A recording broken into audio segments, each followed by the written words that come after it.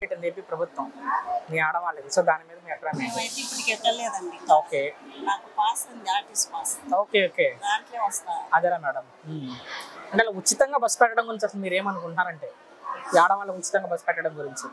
ఆడవాళ్ళకు బాగానే ఉంది, కానీ కొట్టుకోవడం వాళ్ళు చేసుకోవడం కొంచెం ఇబ్బందిగా ఉంది. సో ఆల్మోస్ట్ 1 month అయిపోతుంది ఈ పథకం పెట్టి. బాగానే ఉంది. మీరు చూస్తూ ఉంటారు. మీద వాళ్ళకు కొంచెం బెనిఫిట్గా ఉంది. ఓకే సో ఈ కూటమి ప్రభుత్వం మీద మీ అభిప్రాయం ఏంటి? ఇప్పుడున్న కూటమి ప్రభుత్వం మీద బాగానే చేస్తున్నాడు. అంటే ఈ ప్రభుత్వం వచ్చాక పేదవాడికి మంచి చేశారా అంటే? చేస్తున్నాడు. అంటే ఎన్నికలప్పుడు సూపర్ 6 అని చెప్పారు. పథకాలు అందుతున్నాయా మేడం అంటే ప్రజలకి? మీ వరకు మీకున్న పథకాలు వచ్చాయి ప్రభుత్వం వచ్చాయి? పింఛన్ వస్తుంది. ఓకే సో పెన్షన్ పెంచామని చెప్తున్నారు.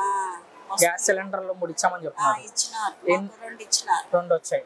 సో తల్లికి 100 వేసామని చెప్తున్నారు. లేదండి, మా ఇంట్లో అంటే చదువుకున్న పిల్లలు ఉంటే వస్తున్నాయి. ఎంతమంది పిల్లలు ఉంటే అంతమంది 15,000 వేసామని చెప్తున్నారు. వస్తుంది. సో పొలం ఉంటే పొలం డబ్బులు వేసామంటున్నారు.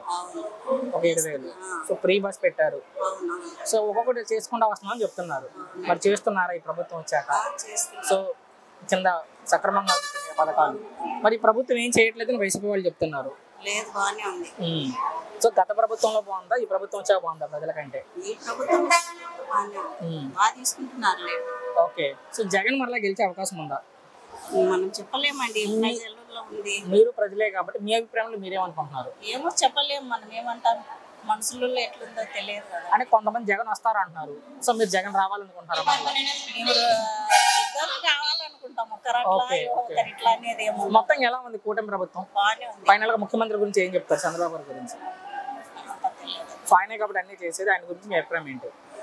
ఏముంది, అన్ని బాగా చేస్తున్నాడు. Thank you.